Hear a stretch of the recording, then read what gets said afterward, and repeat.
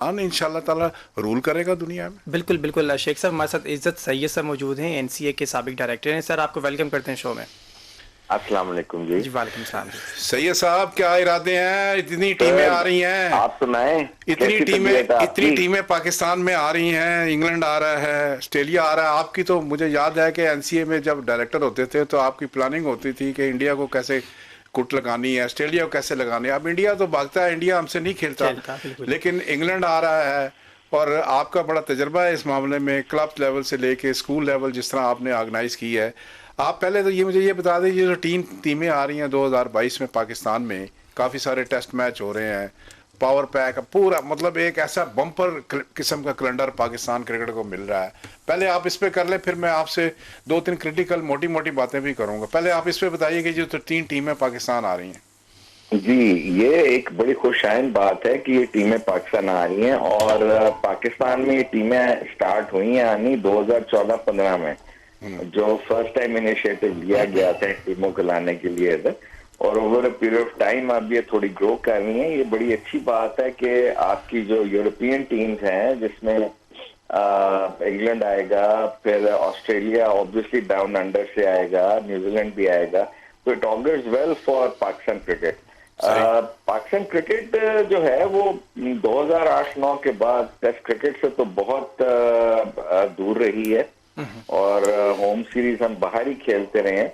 तो I hope कि ये जो कुछ सीरीज आएंगी इसमें आपको अच्छे मैचेस नजर आएंगे। जितने अच्छे तगड़े मैच होंगे पाकिस्तान जीतेगा, उतना लोगों का इंटरेस्ट जो है टेस्ट क्रिकेट में दोबारा आएगा, क्योंकि पाकिस्तान में करंटली जो टेस्ट क्रिकेट है वो कुछ मुल्कों के अलावा प्रॉफिटेबल वेंचर नहीं रहा, और Pakistan is one of those countries जिसमें टेस्ट क्रिकेट जो है उसको शायद अब उतनी फॉलोइंग नहीं है क्रिकेट की, टेस्ट क्रिकेट की, जितनी पहले हुआ करती थी। सही। तो सैयद साहब आपकी मौजूदगी का फ़ायदा मैं उठाऊं, क्योंकि आपका बड़ा तजर्बा है। आपने फिर देखें पाकिस्तान में क्लब क्रिकेट कराई, पीसीबी के लेवल पे फजल महमूद टूर्नामेंट करवाया, फिर स्कूल क्रिकेट करवाई। अब ये जो अभी सिस्टम बन रहा है, क्लब की नई रजिस्ट्रेशन शुरू हुई है, नए सिलसिले से शुरू हो रहे हैं, आपके पास स्टैट्स भी हैं, आपने बड़ा काम किया है एनसीए में, पीसीबी में, नजम साहब की क़यादत में, और आपने बड़ा बड़ा रिवाइवल भी किया इस क्लब क्रिकेट का, और लोगों को एक दोबारा से होप्स पैदा हो गई थी। अब ये एक नया सिस्टम आ रहा है, आपकी क्या टेक है? सारे को आप वॉच तो कर रहे होंगे ना, अपनी कोई मतलब फिलोसफिकल इनपुट दें इस पे, कुछ बोर्ड को एडवाइस करें, कुछ दो मोटी मोटी बातें रमीज राजा साहब को बताएं, और जो करता धरता है डोमेस्टिक क्रिकेट के या हाई परफॉर्मेंस सेंटर में, आप इनके लिए क्या एडवाइस देते हैं सारों को? पहले तो सिस्टम पे आप थोड़ा सा तबसरा कर लें। जी, सिस्टम तो मैं अनइक्विवोकली इसके अगेंस्ट हूँ। उसकी वजह यह है कि जो स्टेक होल्डर्स हैं वो इन्वॉल्व ही नहीं है सिस्टम में। तो कोई सिस्टम विदाउट स्टेक होल्डर्स तो चल नहीं सकता। सही, ठीक। जो स्टेक होल्डर्स हैं वो एग्जिस्टिंग क्लब थे, जो लोग क्रिकेट में 20-20, 30-30 साल से काम कर रहे हैं, और वो कई हजार लोग हैं जो काम कर रहे हैं। तो स्टेक होल्डर्स तो इन्वॉल्व नहीं है। जब भी आप स्टेक होल्डर्स के बगैर कोई सिस्टम बनाएंगे तो वो सिस्टम ठीक हो नहीं सकता। सही। तो स्टेक होल्डर्स की तो इनपुट ही कोई नहीं है सिस्टम में। दूसरी चीज ये है कि हर चीज चेंज करनी अच्छी नहीं होती। सही। आप कई चीजें जो हैं उनको इम्प्रूव करके बेहतर बनाते हैं ओवर टाइम। सही। अब मेरा मतलब है, आपका चांद पे जाने का एक ही तरीका है, वो है रॉकेट। अब आप कहें जी कि रॉकेट को मैंने, क्योंकि किसी और ने रॉकेट बनाया था तो मैंने रॉकेट को के अलावा किसी और चीज पे चांद पे जाना है, तो वो पॉसिबल नहीं है। सही। सही। तो अभी तो हम पिछले 3-3.5 साल से यही देख रहे हैं कि अभी सिस्टम कोई बना नहीं है। हाँ, बोर्ड कह रहा है कि सिस्टम बनाएंगे, और एक्चुअली सिस्टम बनाना इनको तब चाहिए था जब इम्प्लीमेंट कर सकते। सही। सही। क्योंकि दुनिया तो नहीं रुकती ना 3 साल के लिए, दुनिया तो आगे चलती जा रही है। तो ये नहीं होता कि आप 3-3.5 साल आप सस्पेंडेड एनिमेशन में एक सिस्टम रखें, और क्रिकेट कहाँ होती जाएगी, किस तरह होती जाएगी। ना आपकी सिटीज की बेसिकली मैनेजमेंट आई, ना क्लब्स को आपने सारों को डिसोन कर दिया, और अब दोबारा से रजिस्टर किया। अब फिर वो क्लब क्रिकेट टूर्नामेंट जो हो रहे हैं वो जो रीजन्स करा रही हैं इनको, या क्रिकेट एसोसिएशंस करवा रही हैं, उनका स्टेक होल्डर्स के साथ ताल्लुक ही कोई नहीं है। आप देख लें उनके कौन ही मैनेजमेंट है, कौन लोग हैं, हमने तो कभी नाम ही नहीं सुने उनके। तो सैयद साहब ये बताए ना, आपकी अपनी टीम भी होती थी, स्टैग होती थी, वहाँ से बड़े लड़के आपने निकाले और बड़ी माशाल्लाह अच्छी टीम होती थी, फिर लाहौर में क्लब भी था, फिर ग्राउंड भी थे आपके पास, और आपने खुद जी जाती तौर पे पैसे लगा के इन्वेस्ट करके इन बच्चों को खड़ा जी किया, टीमों को खड़ा किया। लाहौर के जी। क्रिकेट को आप कैसे देख रहे हैं? फाइनल हो रहा है, नादरन खेल रही है, केपी खेल रही है, सेंट्रल पंजाब जो जिसमें लाहौर भी आता है, इसको क्या हुआ है? मैं सुन रहा हूँ कि वहाँ पे कोई क्लब क्रिकेट में भी बड़ी गड़बड़ है और बड़े इश्यूज हैं, बड़े तनाज़ात हैं उसमें। आपकी क्या टेक है इस सारे में? देखिए जी, जो बेंचमार्क होता था क्रिकेट का वो बेसिकली लाहौर हुआ करता था, क्योंकि कदाफी stadium which is the seat of Pakistan cricket board, right right. वो लाहौर में है। तो लाहौर में अब क्रिकेट ही कोई नहीं है, और जो क्रिकेट है भी वो एक फोर्स्ड क्रिकेट है कि भाई आपने अगर जो ये चीज करनी है तो आपको इसके लिए ये वाली क्रिकेट खेलनी पड़ेगी। बिल्कुल ठीक, बिल्कुल अब वो ठीक। क्रिकेट किस तरह खिला रहा है, कौन खिला रहा है, उसका एंड रिजल्ट क्या होना है, उससे उन क्लबों को फायदा क्या होना है, वो किसी को भी नहीं पता। बिकॉज जो आप क्लब क्रिकेट, मैं कहता हूँ आप 1000 मैचेस भी करा रहे हैं, लेकिन जब तक आपने पाथवे ही कोई नहीं बनाया सही। तो उसकी ओनरशिप किसी ने नहीं ली, नहीं, अब आप तो देखें वो ना, किस तरह सक्सेसफुल होगा। सही है साहब, अब रमीज राजा साहब आए हैं, वो कह रहे हैं मैं पाथवे भी बना रहा हूँ अंडर 11 से अंडर 13, अंडर 19, अंडर 16, और फिर मैं पाथवे बनाऊंगा इन सारों का, स्टाइपेंड भी दूंगा। आपके लिए आपकी क्या एडवाइस? आपकी ज़ाहिर है शनासाई भी है रमीज राजा साहब से, एज ए क्रिकेटर भी है, बोर्ड में भी आपको मिलते होते थे, आपको याद होगा। जी तो एनसीए में भी आते थे एक्सरसाइज करने और आपसे भी गपशप होती थी। जी आपके जी। दो चार बातें आप बताएं कि रमीज राजा साहब को इस सारी क्रिकेट का क्या करना चाहिए, मोटी मोटी दो बातें जो अच्छा जी, बिल्कुल टू दी पॉइंट। पहली बात तो ये है कि रमीज राजा साहब को एक्सेप्ट कर लेना चाहिए कि लीनिंग टावर ऑफ पीसा जो है उसको सीधा नहीं किया जा सकता। यानी कि जो आपकी फॉल्टी एक कॉन्स्टिट्यूशन है उसके ऊपर आप जितनी भी क्रिकेट कराते जाएंगे वो खराब से खराबतर होती जाएगी, और जो टावर है वो और टेढ़ा होता जाएगा। ठीक। तो अगर जो इनके पास अथॉरिटी है टू मॉडिफाई द कॉन्स्टिट्यूशन, तो इनको स्टेक होल्डर्स को लूप में लेके और क्रिकेट अरेंज करनी चाहिए। ओनली देन ये लीनिंग टावर ऑफ पीसा जो है ये सीधा होगा। सही, बिल्कुल ठीक है। दूसरी चीज ये है कि आपकी जो क्रिकेट में पूरी दुनिया में जो फाइनेंशियल इन्वॉल्वमेंट है सही। वो बढ़नी चाहिए विद टाइम। फॉर एग्जाम्पल पहले लेट्स सपोज के 5000 बच्चे एम्प्लॉयड थे क्रिकेट में डिफरेंट जगहों के ऊपर। अब कौन सा बच्चा है जो गरीब घराने से आएगा या मिडिल क्लास घराने से आएगा जो अपनी किट भी अफोर्ड करेगा, सब कुछ करेगा और जॉब नहीं मिलेगी उसको? आप क्यों चाहते हैं कि सिर्फ आपका जो इंटरनेशनल मटेरियल है उसको जॉब मिले? भाई अच्छे क्लब क्रिकेटर को भी जॉब मिलनी चाहिए क्रिकेट में, अच्छे डिपार्टमेंटल क्रिकेटर को भी जॉब मिलनी चाहिए। ये क्यों जरूरी है कि सिर्फ लीड स्पोर्ट्समैन को पैसे मिले और बाकी स्पोर्ट्समैन को पैसे ना मिले? सही सही। ये कौन सा सिस्टम है? ये कोई दुनिया का सिस्टम इस किस्म का नहीं है। आप जितना इंक्लूसिव करेंगे स्पोर्ट्स को, जितनी पॉपुलैरिटी आप बढ़ाएंगे, और पॉपुलैरिटी 2-3 चीजों से बढ़ती है स्पेशली गरीब मुल्क में। सही। एक अपॉर्चुनिटीज, दूसरा पैसा। सही। ये आप दोनों चीजों को कंबाइन जब करते हैं और वाइड रेंजिंग रिफॉर्म्स करते हैं तो ऑब्वियसली ऑल इंक्लूसिव हो जाती है क्रिकेट। बिल्कुल ठीक है। तो सही है सर, दो बातें होगी ना। आप कह रहे हैं कि फाउंडेशन ही ठीक नहीं है, यानी कॉन्स्टिट्यूशन को ठीक करने की ज़रूरत है। दूसरा आप कह रहे हैं कि स्टेक होल्डर को मतलब आप साथ लेके चलें, फिर ये सारी बात बनेगी। तीसरा आप ये कह रहे हैं कि फाइनेंशियल वायबिलिटी होनी चाहिए।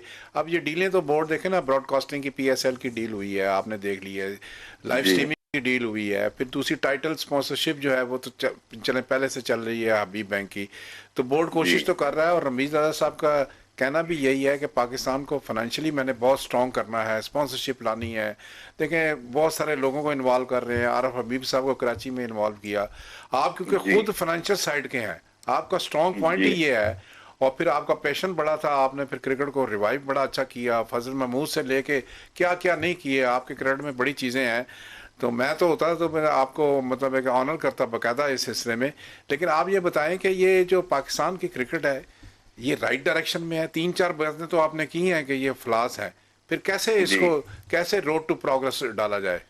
देखें, जब तक रमीज राजा साहब ये एक्सेप्ट नहीं करेंगे कि करंट सिस्टम डिफेक्टिव है और मानी साहब ने जो सिस्टम बनाया वो डिफेक्टिव था और उसको ठीक करने की जरूरत है। सही। और उसके लिए जिस तरह आप एक बहुत बड़े क्रिकेट ऑर्गेनाइजर हैं, आप जैसे और बहुत लोग हैं, उनको बुला के एक ऑल इंक्लूसिव प्लान बना के आगे नहीं चला जाएगा तो किस तरह आप इसको ठीक कर सकते हैं? खाली रमीज राजा क्रिकेट को ठीक नहीं कर सकते, दुनिया का कोई एक शख्स किसी भी सिस्टम को ठीक नहीं कर सकता। आपको स्टेक होल्डर्स को साथ लेके उनकी बात सुन के उनको अपनी बात पे मना के किसी कंसेंसस पे रीच करके आप आगे चलते हैं। बिल्कुल ठीक है। तो ये जब तक रमीज राजा साहब ये चीज नहीं करेंगे वो चीज होगी नहीं, चाहे वो जितना भी अच्छा चाहते हो पाकिस्तान क्रिकेट का। मैं कह रहा हूं कि वो अच्छा चाहते हैं, मगर ये स्टेप्स नेसेसरी हैं किसी चीज को बेहतर करने के लिए। अच्छा ये बताइए सैयद साहब के आपने खुद भी एक पूरा ग्राउंड रन किया लाहौर में, ये जो ड्रॉप इन पिचेस और हाइब्रिड पिचेस आपको पता है इंग्लैंड में बड़ी पॉपुलर हो रही हैं, जी बड़ी सतह पे तो नहीं यूज हुई, और फिर ड्रॉप इन तो खैर होती हैं, आपको पता है ऑस्ट्रेलिया न्यूजीलैंड में उस तरफ होती हैं। ये दो कंसेप्ट आ रहे हैं, एक तो नेचुरल था यहाँ पे पाकिस्तान में जो बनती थी ग्रास के साथ और क्ले के साथ नंदीपुर की मिट्टी से, और अब दो कंसेप्ट और हैं कि ड्रॉप इन पिचे तो पहले चली आ रही थी, अब इंग्लैंड में हाइब्रिड पिचेस का भी आ गया है। आप एक्सपर्ट भी हो, आपने इस पे काम भी किया, एनसीए में भी किया है, तो मुझे ये बताइए कि ये इन पे आपकी क्या टेक है कि क्या ये ड्रॉप इन पिचे और हाइब्रिड पिचें पाकिस्तान में चल सकती हैं, इनको आना चाहिए, इस पे इन्वेस्टमेंट बड़ी है, वो कैसे आएगी, आपका क्या टेक है इस पे? मुझे तो हंसी आती है इन बातों से, उसकी वजह मैं आपको बता देता हूँ। जो पाकिस्तान की बेस्ट ग्राउंड है जिसमें बेस्ट विकेट्स हैं वो आपकी ग्राउंड है जो आप चलाते थे, ठीक है जी, डायमंड की ग्राउंड जी। वो उनको सिर्फ उस ग्राउंड को देखना चाहिए कि उसकी विकेट क्यों अच्छी है। बिल्कुल ठीक है। देखिए पाकिस्तान में आपका जो स्टाफ है विकेट चलाने के लिए वो बहुत सस्ता मिल जाता है। ग्राउंड्स में पाकिस्तान की बेसिक प्रॉब्लम क्या है? ग्राउंड में बेसिक प्रॉब्लम ये है कि ओवर यूज ऑफ विकेट्स है, ठीक है जी। दूसरी चीज ये है कि लोगों के पास, आम क्लबों के पास, आम ग्राउंडों के पास हैवी रोलर्स नहीं है, नहीं है, बिल्कुल नहीं है, ठीक है जी। अब वो अगर जो स्पाइक्स पहनेगा कोई तो वो हैवी रोलर के बगैर वो स्पाइक्स किस तरह टाइम निकालेंगे पूरा दिन? सही सही सही बिल्कुल तो ठीक। ये बड़ी बेसिक चीजें हैं। देखिए आपकी हाइब्रिड पिचेस यूरोप में या ऑस्ट्रेलिया में इसलिए महंगी पड़ती चाहिए, वहां आपको पर घंटा जो ग्राउंड्समैन है वो पर मंथ 2 से 3 हजार डॉलर लेता है, यानी कि एक ग्राउंड्समैन 5 लाख रुपया लेता है। आप 3 ग्राउंड्समैन रखेंगे ग्राउंड में तो आपके 10 से 15 लाख रुपए महीने के खर्च होंगे। सही ठीक। पाकिस्तान में आपको ग्राउंड्समैन मिल जाएंगे अच्छे 1 लाख रुपए में। तो आप अच्छी ग्राउंडें बनाएं, अच्छी विकेटें बनाएं, आप फैसिलिटीज दें, ग्राउंड्स को रोलर्स दें, आपकी अच्छी विकेटें बन जाएंगी। स्टडी करें जाके कि जनाब डायमंड ग्राउंड किस तरह बनी है। डायमंड ग्राउंड कोई ऑस्ट्रेलिया से तो नहीं आई, सही है, सही है। डायमंड ग्राउंड पाकिस्तान की मिट्टी से ही बनी है। जी हाँ, यहीं से क्या है, मुझे एंडी एटकिंसन आया था, हमने उससे भी कहा, फिर आगा साहब को बुलाया, आगा जाहिद साहब को अब दोबारा उन्होंने रखा है। फिर हमने देखा ये सबसे ज़्यादा जो ज़रूरी चीज़ है वो ये है, पैशन है कि आप रोज़ाना आप खुद केयर करें, ट्रैफिक कम करें, ग्रास अच्छा ग्रोथ करें, पानी का स्टैंडर्ड ठीक होना चाहिए, मट्टी ठीक होनी चाहिए, फिर उस पर स्टैंडर्ड के मैचेस आप करवाएं और ज़्यादा यूज़ नहीं करें। अच्छा सैयद साहब आपके अपना एरिया, आपका ये सवाल हम वापस आकर ले लेते हैं। सैयद साहब आप हमारे साथ लाइन पे रहिएगा। नाज़रीन यहाँ वक्त हाई परफॉर्मेंस सेंटर उस वक्त एनसी होती थी, नेशनल क्रिकेट अकेडमी, तो अब इन्होंने ऐड भी दिए हैं, उसमें आपको पता है कि fielding coach, bowling coach, batting coach, और अब पावर हिटिंग पे भी आ गए हैं, ठीक है कि पावर हिटिंग कोच भी होगा दुनिया में। मुझे ये बताइए ये क्या कंसेप्ट है, नया कंसेप्ट है, पावर हिटर क्या अवेलेबल है, ये कोचिंग होती है पावर हिटर की, कहीं पे कोई कोच अवेलेबल है क्या ये स्टैंडर्ड है? आप क्योंकि इस एरिया में थे, आपका बड़ा तजर्बा है इस मामले में, तो आप हमें बताइए कि ये क्या रमीज राजा साहब नए ट्रेंड्स पाकिस्तान में इंट्रोड्यूस कर रहे हैं? ये हमने भी क्वेरी की थी 2015-16 में, आपको याद होगा, पावर हिटिंग कोच के लिए। राइट। ये एक्चुअली कॉन्सेप्ट आया था बेसबॉल से क्रिकेट के अंदर, सही, कि पावर हिटिंग किस तरह की जा सकती है। और अब तो ये एक बेसिकली साइंस बन गई है, हिटिंग जितनी भी है। और इसके आप देखेंगे कि जो पाकिस्तान में भी अच्छे हिटर्स हैं, उनका एक स्पेसिफिक पोज है जिसके ऊपर वो खेलते हैं और वो फिर उस पोज में हिटिंग करते हैं, सही। जिसमें वो अपनी ऑप्टिमम एफिशिएंसी के साथ जो बाउंड्री रो क्लियर करते हैं। राइट। तो वो Asif Ali is one such player who is a power hitter. Right. और वर्ल्ड क्रिकेट में हैं कुछ ऐसे प्लेयर्स जो पावर हिटिंग करते हैं। आई थिंक ये अच्छा कॉन्सेप्ट है रमीज साहब का कि पावर हिटिंग कोच ये लाना चाहते हैं पाकिस्तान में। बट आपकी जो हाई परफॉर्मेंस एकेडमीज में अगेन पावर हिटर्स डेवलप नहीं होंगे। पावर हिटर्स आपके डेवलप होते हैं बड़े यंग एज में। सही सही आप क्रिकेट नहीं सिखा सकते किसी को 20-21 साल की उम्र में। सही। तो ये तो मेरे ख्याल में बड़ी लोअर लेवल के ऊपर, अंडर 16 अंडर 19 लेवल के ऊपर आपके जितने भी कोचेस हैं उनको बताना चाहिए कि जनाब पावर हिटिंग के लिए क्या क्या टेक्निक्स यूज करनी चाहिए, ताकि बच्चे उन टेक्निक्स के साथ डेवलप करें पावर हिटिंग। तो सही है, सब बताए ना, ये अवेलेबल हैं कोचेज, ये तो सारे अप्लाई कर देंगे कि जी मैं भी पावर हिटिंग सिखा सकता हूँ, सब कह देंगे। कोई स्टैंडर्ड है इसका कि पावर हिटर कोच कौन हो सकता है? ऑस्ट्रेलिया से हो सकता है, मुझे याद पड़ता है 15-16 में भी ऑस्ट्रेलिया से कोई आए थे कि जी मैं जी पावर जी। हिटिंग के लिए कराऊंगा। इंग्लैंड से अवेलेबल है या न्यूजीलैंड से या और साउथ अफ्रीका वगैरह से? आपके नॉलेज में है कि पावर हिटिंग का कोर्सेज होते हैं? हमारे एनसीए में क्या पावर हिटिंग के कोर्सेज होते थे? हमारा तो जी कोई पावर हिटिंग की कोचेस नहीं थे पर से, ना वेस्ट में कोई ऐसा डिप्लोमा है अभी पावर हिटिंग का जिसको आप कहें। राइट। और प्लस जो हमारा बोर्ड है उसने तो वैसे ही जो कोचिंग डिग्रीज है उनको रबिश कर दिया हुआ। सही। तो अच्छा। वो तो मानते ही नहीं है किसी डिग्री डिप्लोमे को। ठीक है। सही। तो वो कहते हैं कि आपका डिग्री है या डिप्लोमा है तो कोई फर्क नहीं पड़ता, नहीं दिया तो कोई फर्क नहीं पड़ता। सही। अच्छा। तो अच्छा सही है सर, ये बताइए कायदे ट्रॉफी का मैच आप देख रहे हैं और होपफुली आप देख रहे होंगे फाइनल। आप पिचेस जी का जी स्टैंडर्ड देख बिल्कुल। रहे हैं, बॉलिंग का स्टैंडर्ड देख रहे हैं, बैटिंग का देख रहे हैं। अब वो जी थोड़ा सा नया बॉल था तो 2-3 विकेटें गिरी हैं। उसके बाद अभी मैं देख रहा था 185 के करीब है मेरा ख्याल है, 3 ही आउट है, कामरान गुलाम ही नहीं आउट हो रहा। क्या स्टैंडर्ड जी। देखते हैं नेशनल स्टेडियम में? पिंक बॉल से हो रहा है, नाइट, आपको पता है कि ये 2 बजे मैच शुरू होता है, तो डे नाइट मैच होता है, ये 5 डे फाइनल है। आपका क्या टेक है इस पे कि ये क्या स्टैंडर्ड चल रहा है पाकिस्तान में?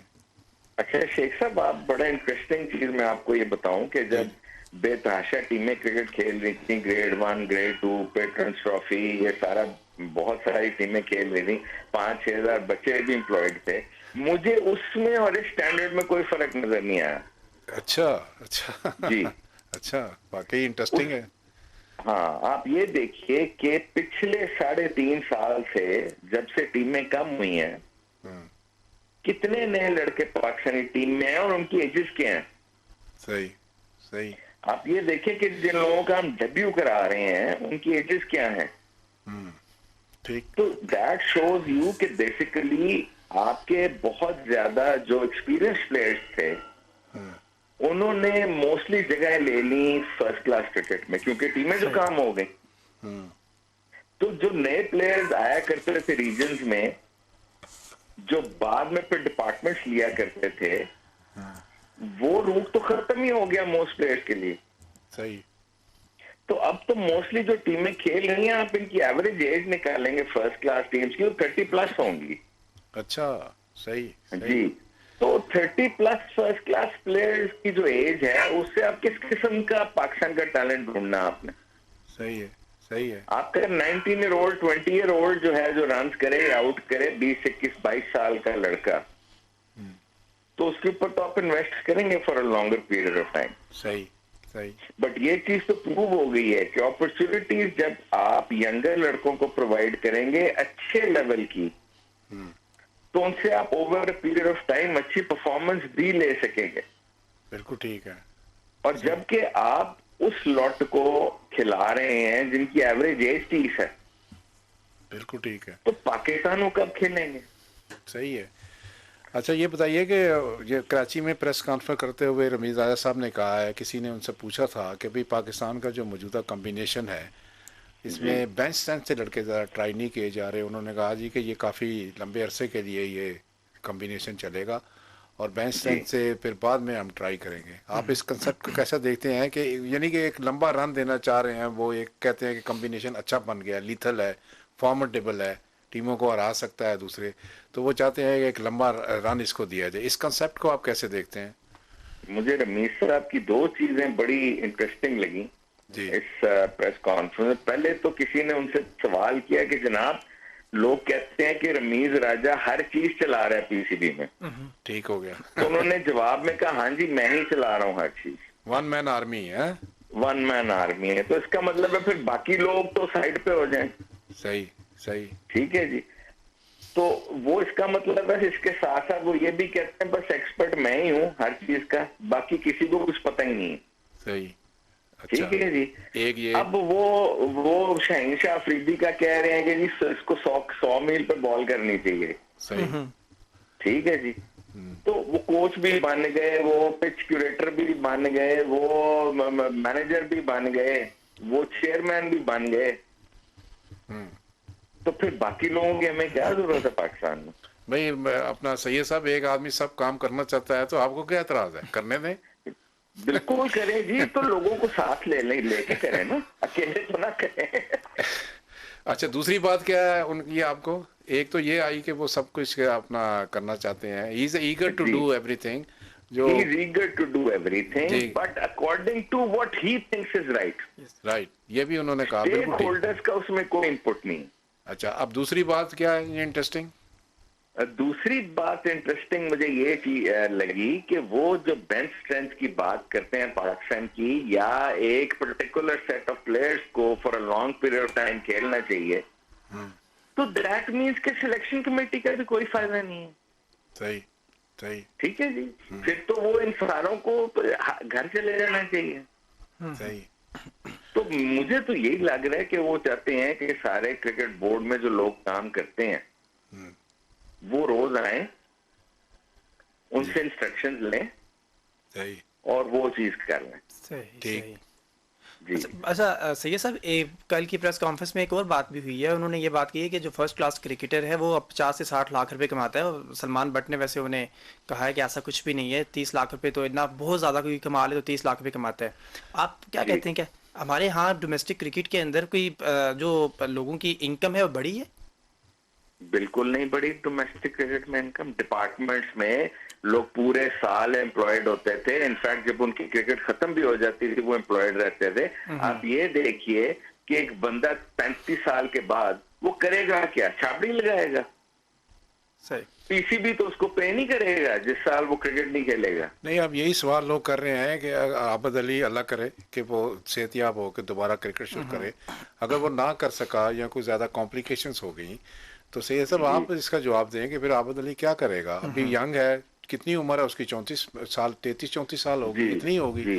तो इस तरह मेडिकल प्रॉब्लम तो हो जाती हैं लोगों को, काफ़ी सारे क्रिकेटर्स को हो जाती है। तो हमारी तो दुआ है, बहुत अच्छा प्लेयर है पाकिस्तान के लिए। अभी बांग्लादेश में तो सेंचुरी की कि वो आए 2-3 महीनों में दोबारा खेल में वापस आए, लोग उसको देखना चाहते हैं, लीजेंड है और सब दुआएं हैं उसकी सेहत के लिए भी। मगर अगर कोई ऐसी बात होगी ना खेल सके तो फिर क्या सिस्टम, क्या आप क्या प्रपोज करते हैं, क्या करना चाहिए? बोर्ड कहाँ से पैसे दे सब क्रिकेटर को जो रिटायर अगर हो जाए तो? शेख साहब ये तो देखें, आपने 70 साल में कैपेसिटी बनाई प्राइवेट सेक्टर की सही कि वो क्रिकेटर्स को जॉब्स दे, ग्राउंड्स बनाए, फैसिलिटीज प्रोवाइड करे। अरबों रुपए लोगों ने इस पे खर्च किए 73 साल में। आपने किए, मैंने किए, बेतहाशा कई हजार लोगों ने मिलके अरबों रुपए इस 73 साल में सिस्टम पे स्पेंड किए। लिए नहीं, स्पेंड किए, टाइम भी दिया। बिल्कुल ठीक, बिल्कुल ठीक। अब जितने वो लोग थे, अब उनको कहा जाता है जी आपको पता क्या था? आपको तो क्रिकेट का पता ही नहीं। तो भाई क्रिकेट का फिर किसको पता है?